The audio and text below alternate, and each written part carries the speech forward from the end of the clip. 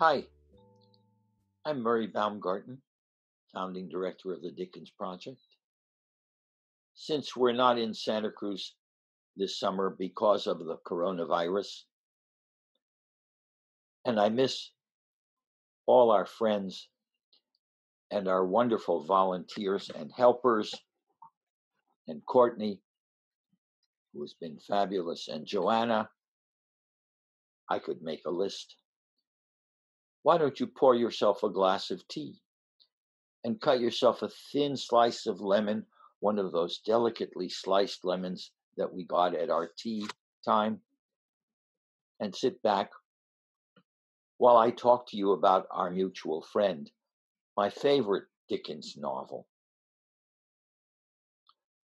As you can see from the frontispiece, it begins on the Thames in London, and that's just the beginning of the surprises in that novel. Let me read you just a little bit of it and talk with you about it. This is the second paragraph of the first chapter, just across from the frontispiece, if you have that edition. The figures in this boat were of a strong man with ragged, grizzled hair and a sun-browned face, and a dark girl of 19 or 20, sufficiently like him to be recognizable as his daughter. The girl rowed, pulling a pair of sculls very easily. The man, with the rudder line slack in his hands and his hands loose in his waistband, kept an eager lookout. What an interesting beginning for a book that's going to be about our mutual friend, that takes place on the Thames in London, both of them major characters in Dickens's work. But what I'm interested in is how Dickens changes narrative towards the end of the century, changes it in such a way that the early filmmakers, Sergei Eisenstein, among others, D.W. Griffith, have told us that they learned to make films by reading Dickens. So is it possible that Dickens had invented the film before Thomas Edison? No.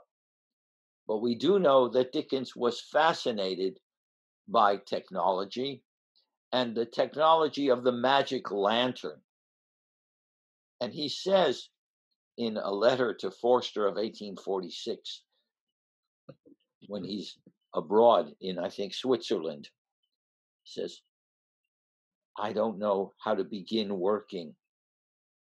I'm paraphrasing, because I don't have London here. And without the magic lantern of London, it's very hard to get to work. He concludes that phrase with the word, "The task is immense," all caps. So London, the magic lantern of London, the Thames, so important for London. Film. If you're interested in pursuing this, why don't you look at the 1922 Oliver Twist, starring Jackie Coogan as Oliver and Lon Chaney as Fagin? Why don't you look at some of Sergei Eisenstein's films, the Potemkin Battleship, Alexander Nevsky, there are so many, or other early silent films. Because what I'm going to argue is that Dickens changes not only novels, but the narrative of films, in film. And he helps us articulate what will become modern narrative. And I'm not kidding when I say film. One of my tricks as a teacher for years has been to ask my students, how would you as a director stage, and I quote a scene, And first they are reluctant, but the next thing I know is they're arguing about the film and who would perform which character, because they're reading as if they're watching a film. And that's my point, that Dickens, in this, his last completed novel, in the visual stimulus he gives to the reader by his descriptions, by his evocations, in the dynamic quality of what he describes. And you'll notice in a minute that characters do not sit still quietly in Dickens. They're always moving, they're always doing something. It's a dynamic situation. And of course, this had a great impact on modern literature, on European literature, on English literature, on American literature. Twain's work is so rooted in Dickens. So here is the next sentence of our mutual friend. The man had no net, hook, or line. He could not be a fisherman. His boat had no cushion for a sitter, no paint, no inscription, no appliance beyond a rusty boat hook and a coil of rope. And he could not be a waterman. His boat was too crazy and too small to take in cargo for delivery. He could not be a lighterman or river carrier. There was no clue to what he looked for, but he looked for something with a most intent and searching gaze. These are negations. Dickens tells us what this man is not, what is not happening. The effect of telling it the way that he does is to put us into the scene, to get us thinking with him, with the narrator. What is it that is going on? And we have the frontispiece for us. And this is in the second paragraph. So let me now read you the first paragraph, one long sentence. I quote, "In these times of ours, though concerning the exact year, there is no need to be precise." I'll stop for a moment. You might want to take a sip of your tea. In these times of ours, though concerning the exact year, there is no need to be precise.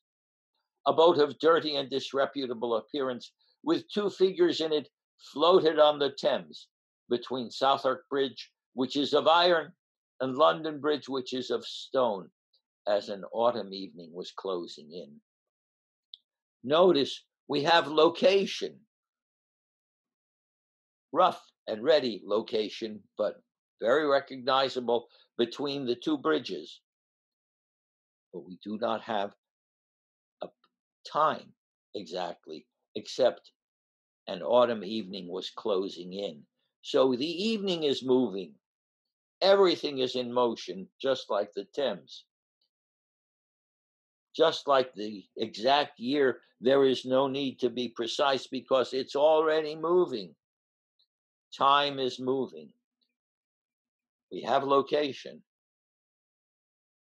and the location is key for something to get our imagination stimulated, to have us start creating the magic lantern, if you will, of London, of the Thames, of these two disreputable figures that we don't quite know much about. The girl is his daughter. He's ragged and grizzled. He has a sun-browned face. The girl is dark. She's 19 or 20, and she's rowing. If you want to know more about magic lanterns, look at the work online of Joss Marsh. She has a magic lantern museum, and many of us have used the stereoscope that was so popular in the Victorian age, in Dickens' time, and part of the magic lantern idea. And that stereoscope had 3 settings. It had the far, the middle distance, and up close. And it gave us a sense of 3-dimensionality when you peered through the 2 eye pieces of the stereoscope. So the reader is asked not just to fill in the blanks, but to imagine that he was a fisherman. No, he wasn't a fisherman. That he was a waterman. No, he wasn't a waterman. That the boat is too small to take in cargo for delivery. He was not a lighterman or a river carrier, but that gaze is so intense. What is it they are looking at becomes then something that the reader joins in the characters, in experiencing, in doing the action of an intent and searching gaze. Here's how the paragraph ends. The tide, which had turned an hour before, was running down. So even the water is moving, right? It is not still, though it is an image of in stillness, it is imagined as moving. It is a magic lantern. And his eyes watched every little race and eddy in its broad sweep as the boat made slight headway against it. The boat is not standing still. It is moving with the water, moving against it, or drove stern foremost before it, according as he directed his daughter by a movement of his head. So there is a conversation, an implicit conversation between them and the water and the river and whatever it is they're looking for. She watched his face, Dickens concludes this paragraph, as earnestly as he watched the river. These are lookers who are being looked at and looking at each other. This kind of reading is intense and involves the gaze. No wonder those filmmakers were interested in Dickens. And here is the last sentence of that paragraph. But in the intensity of her look, there was a touch of dread or horror. Of dread or horror.